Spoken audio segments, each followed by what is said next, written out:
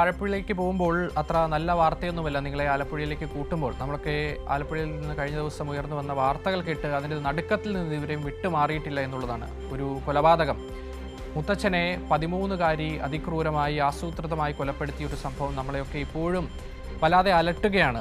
ഒരു വിങ്ങലാണ് നമ്മുടെയൊക്കെ മനസ്സിൽ. എങ്ങനെയാണ് ഈ കുട്ടികൾക്കൊക്കെ ഇത് ഇത്രയും ചെറുപ്രായത്തിൽ തന്നെ ഒരു കൊലപാതകമൊക്കെ ആസൂത്രണം ചെയ്ത് നടപ്പിലാക്കാനൊക്കെ സാധിക്കുക എന്നതൊക്കെ നമുക്ക് മുന്നിലുള്ള വളരെ വലിയ ചോദ്യങ്ങളായി ഇപ്പോഴും അവശേഷിക്കുക. എന്തായാലും ഷാജഹാനുണ്ട് ആലപ്പുഴയിൽ. കരുവാറ്റ കൊട്ടേഷൻ കൊലപാതകത്തിൽ ഞെട്ടിക്കുന്ന വിവരങ്ങളാണ് പുറത്തേക്ക് വരുന്നത്. കൊലപാതകത്തിന് പ്ലാൻ തയ്യാറാക്കിയത് 13കാരി ഒറ്റയ്ക്കാണ്. പോലീസിന്റെ ചോദ്യങ്ങൾക്ക് മുന്നിൽ കൂസലില്ലാതെ പെൺകുട്ടി നിൽക്കുന്ന കാഴ്ചയാണ് കാണാനായി സാധിച്ചത്. കൊലപാതകത്തിന് കാരണം പണം മാത്രമല്ലെന്ന സംശയത്തിലാണ് പോലീസ് ഉള്ളത്. കൊലപാതകത്തിന്റെ പ്ലാൻ സുഹൃത്തുമായി പെൺകുട്ടി ചർച്ച ചെയ്തിരുന്നുവെന്നാണ് പോലീസ് പറയുന്നത്. വിവരങ്ങളുമായി ഷാജഹാൻ ചേരുന്നുണ്ട്. Shahjahan, good morning. എന്തായാലും നല്ല വാർത്തയല്ല ആലപ്പുഴയിൽ നിന്ന് വരുന്നത്. എന്തായാലും കഴിഞ്ഞ ദിവസം ഞായറാഴ്ചയാണ് ഈ വയോധികനെ ഈ പെൺകുട്ടിയും സംഘവും ചേർന്ന് കൗമാര സംഘം കൊലപ്പെടുത്തുന്നത്. അതിനുശേഷം ഇന്നലെയാണ് ഈ വാർത്ത പുറത്തേക്ക് വരുന്നത്.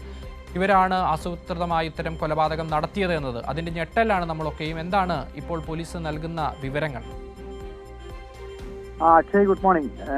കഴിഞ്ഞ ദിവസം ഈ സംഭവം നടന്നതിന് ശേഷം ആലപ്പുഴയിലെ മാധ്യമങ്ങളടക്കം സാധാരണ ഒരു കൊലപാതകം എന്നുള്ള രീതിയിലാണ് നമ്മൾ പതിവായിട്ട് കേൾക്കുന്ന കൊലപാതകവും മോഷണവും അത്തരം ഒരു രീതിയിലാണ്. അപ്പോൾ പിറ്റേ ദിവസം സ്വാഭാവികമായിട്ടും പ്രതികളെ പിടികൂടുന്നു, വാർത്ത പോലീസിന്റെ ഭാഗത്തു നിന്നും നമുക്ക് ലഭിക്കുന്നു.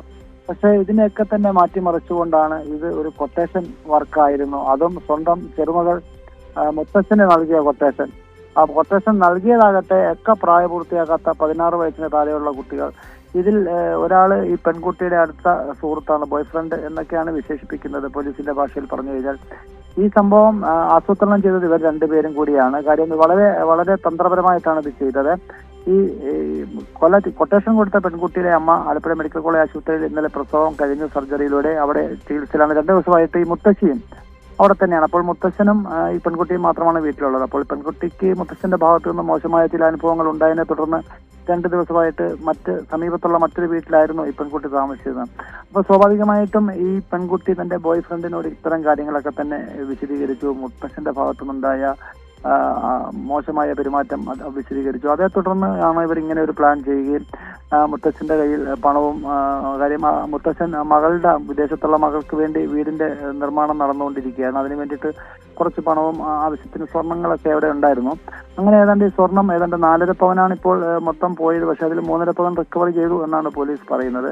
അങ്ങനെ ഈ പണം ഒക്കെ ആയിട്ട് ഇവർ രാത്രി ശനിയാഴ്ച വരുന്നു. ഈ പെൺകുട്ടി അവിടെ നിന്ന് മാറി നിൽക്കുന്നു. ഇവർ വീട്ടിൽ നിന്ന് വന്നതിന് ശേഷം ഇയാളെ കൊലപ്പെടുത്തുന്ന തലയ്ക്ക് ഗുരുതരമായ മുറിവുണ്ട്. അതോടൊപ്പം തന്നെ ശരീരത്തെ പല ഭാഗങ്ങളിലും മുറിവുണ്ട്. ഒപ്പം ഇയാളുടെ കഴുത്ത് ഞെരിച്ച് കൊലപ്പെടുത്തുകയായിരുന്നു എന്നുള്ളതാണ് പോസ്റ്റ്മോർട്ടം റിപ്പോർട്ടിൽ പറയുന്നത്. അതിനുശേഷം അവിടെ മുളക് പൊടിയൊക്കെ വിതറിയ ശേഷം പണവും വാങ്ങിയിട്ടാണ് ഇവർ നേരെ കൊല്ലത്തേക്ക് പോകുന്നത്. സ്വാഭാവികമായിട്ടും പിറ്റേ ദിവസം പോലീസ് കൊലപാതകവുമായി ബന്ധപ്പെട്ട് രാവിലെ തന്നെ ഈ പെൺകുട്ടി സമീപത്തെ വീട് തുറക്കുന്നില്ല, മുത്തച്ഛൻ തുറക്കുന്നില്ല എന്ന് പറഞ്ഞ് ബഹളമുണ്ടാക്കിയപ്പോൾ നാട്ടുകാർ പരിശോധിച്ചപ്പോഴാണ് ഇങ്ങനെ ഉള്ളിൽ ഇയാൾ മരണപ്പെട്ട നിലയിൽ കാണപ്പെട്ടത്. പക്ഷെ പോലീസിന്റെ പ്രാഥമിക അന്വേഷണത്തിൽ തന്നെ മനസ്സിലായി അത് വെന്റിലേഷൻ, അതായത് ചെറിയ ഒരു വഴി മാത്രമാണുള്ളത് പുറത്തേക്ക്. അതിലെ കൂടെയാണ് പ്രതികൾ രക്ഷപ്പെട്ടത്. അപ്പോൾ പ്രായമായ അവർക്ക് രക്ഷപ്പെടാൻ കഴിയാത്ത തരത്തിലുള്ള അത്ര ചെറിയ ഒരു വഴിയാണ്. അപ്പോൾ പോലീസിന്റെ അന്വേഷണം പെൺകുട്ടിയിലേക്ക് പോകുന്നു, അവരെ ചോദ്യം ചെയ്യുന്നു. അതിൽ നിന്നും പോലീസിന് സംശയങ്ങൾ വരുന്നു. അന്ന് രാത്രി തന്നെ, കാര്യം മിനിഞ്ഞാന്ന് രാത്രി തന്നെ ഇവർ കൊല്ലത്ത് പോലീസിന്റെ ടീം പോകുന്നു. അപ്പോൾ തന്നെ ഈ ആൺകുട്ടികളൊക്കെ തന്നെ പല ഭാഗത്തായിട്ട് അവർ രക്ഷപ്പെട്ടിരുന്നു. പക്ഷെ അവരുടെ സുഹൃത്തുക്കളെ വെച്ച് ഓപ്പറേറ്റ് ചെയ്ത് തന്ത്രപരമായിട്ട് രാത്രിയിൽ തന്നെ പോലീസ് പിടികൂടുന്നു. അത് ആഭ്യന്തരമന്ത്രിയുടെ സ്വന്തം മണ്ഡലത്തിലാണ് നടന്നതെങ്കിലും ആഭ്യന്തരമന്ത്രി ഇടപെട്ടുകൊണ്ട് ഉന്നത ഉദ്യോഗസ്ഥർ നേതൃത്വം നൽകി കർശന നിർദ്ദേശത്തിന്റെ അടിസ്ഥാനത്തിൽ ഏതാണ്ട് 24 മണിക്കൂറിനുള്ളിൽ പ്രതികളെ പിടിക്കുന്നു. അവരുടെ സ്വർണ്ണാഭരണങ്ങൾ റിക്കവർ ചെയ്യുന്നു.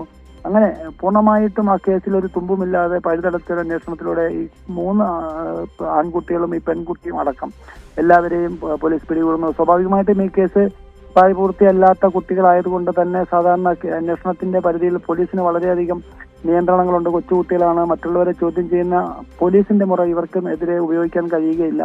അങ്ങനെ പോലീസ് തന്ത്രപരമായി ചോദ്യം ചെയ്തതിന്റെ അടിസ്ഥാനത്തിലാണ് ചോദ്യം ചെയ്ത പോലീസ് ഉദ്യോഗസ്ഥരുടെ ഭാഗത്ത് നമുക്ക് മനസ്സിലാക്കാൻ സാധിക്കുന്ന വളരെയധികം ബുദ്ധിമുട്ടിയാണ് ഇവർക്ക് ഈ കേസിന്റെ അന്വേഷണത്തിലേക്ക് പോകാൻ സാധിച്ച. കാര്യം ഇവരൊക്കെ തന്നെ കൊച്ചുകുട്ടികളാണെങ്കിലും വളരെ ക്രിമിനൽ മൈൻഡുള്ള ആളുകളാണ് എന്നാണ് ഈ പോലീസ് ഉദ്യോഗസ്ഥർ പറയുന്നത്. അതുകൊണ്ട് തന്നെ ഇവരിൽ നിന്നും കാര്യങ്ങൾ ചോദിച്ചെടുക്കാൻ വളരെയധികം ബുദ്ധിമുട്ട് പോലീസ് ഉദ്യോഗസ്ഥർക്ക് നേരിടേണ്ടി വന്നു.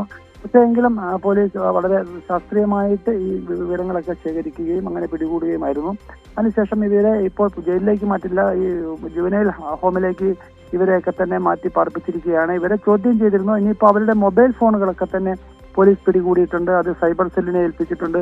അതിനുള്ളിൽ നിന്ന് ഇനി എന്തൊക്കെ വിവരങ്ങളാണ്, ഇതിനു മുൻപ് മറ്റ് സംഭവങ്ങൾ വല്ലതും ഉണ്ടോ, ഇവരുടെ മുൻകാല പരിചയവും അത്തരം കാര്യങ്ങളും ഒക്കെ തന്നെ കൃത്യമായിട്ടും ഫോണിൻ്റെ അകത്തുണ്ടാവും. ഈ പെൺകുട്ടിയെക്കുറിച്ചും നാട്ടിൽ മോശമായ ഒരു അഭിപ്രായമാണ് പൊതുവെ ഉള്ളത്. 13 വയസ്സേ ഉള്ളൂ എങ്കിൽ പോലും ഈ പെൺകുട്ടിയുടെ രീതിയും അല്ലെങ്കിൽ ആ പെൺകുട്ടിയുടെ സ്വഭാവം അത്ര നല്ല രീതിയിലായിരുന്നില്ല എന്നാണ് പൊതുവെ നാട്ടുകാർ പറയുന്നത്. അങ്ങനെ ഒരു കൊട്ടേഷൻ സ്വഭാവത്തിൽ വളർന്നു വന്ന ഈ പെൺകുട്ടിക്കുണ്ടായ ദുരനുഭവമാകാം ഇങ്ങനെ ഒരു കൊലപാതകത്തിൽ കലാശിച്ചത്, അല്ലെങ്കിൽ അങ്ങനെ കൊട്ടേഷൻ കൊടുക്കാൻ കാരണമായതെന്നാണ് പോലീസ് സംശയിക്കുന്നത്. അത്തരത്തിലൊരു അന്വേഷണം തന്നെയാണ് പോലീസിന്റെ ഭാഗത്തുനിന്നുണ്ട്. അതിനിപ്പോൾ സൈബർ സെല്ലിന്റെ പരിശോധനകൾക്ക് ശേഷം കൂടുതൽ കാര്യങ്ങൾ വ്യക്തമാകും. അക്ഷയ്.